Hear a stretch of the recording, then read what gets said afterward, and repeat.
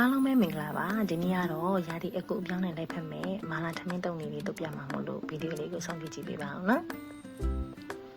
ပန်းကတော့အိမ်မှာ2ယောက်စာအတွက်နှစ်ထုပ်သုံးပါတယ်ပဝင်ပစ္စည်းတွေကတော့အစိမ့်တက်ကလေးရအောင်မြေပဲလော်လေးထည့်ပါမယ်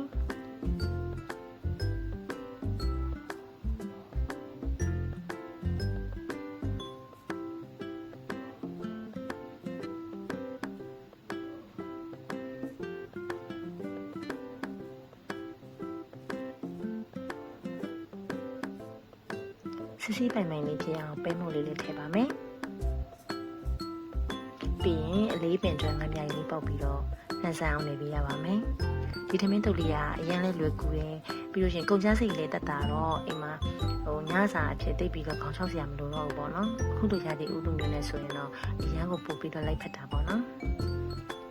ထမင်းတုပ်တွေနဲ့အရန်ကိုလိုက်ဖက်တယ်ပါတော့ကျုပ်တို့လုံးတော့ကြောက်လိုက်တယ်ကဲဒါဆိုလို့ရှိရင်တော့ထမင်းတုပ်လေးရပါပြီအိမ်မှာရှိတဲ့အတိုးမြုပ်ကလေးတွေနဲ့စားနိုင်မယ်ဆိုလို့ရှိရင်တော့ညစာအတွက်ကအရန်ကိုစားလို့ကောင်းတယ်ဘာချက်လဲတက်တာတယ်မာလာထမင်းတုပ်လေးရပါပြီကဲမာလာချစ်သူတို့ပတ်တုပ်လေးတွေတိုင်းလိုက်ပြီးတုပ်စားကြည့်နော်အားလုံးစားကောင်းကြပါစေရှင်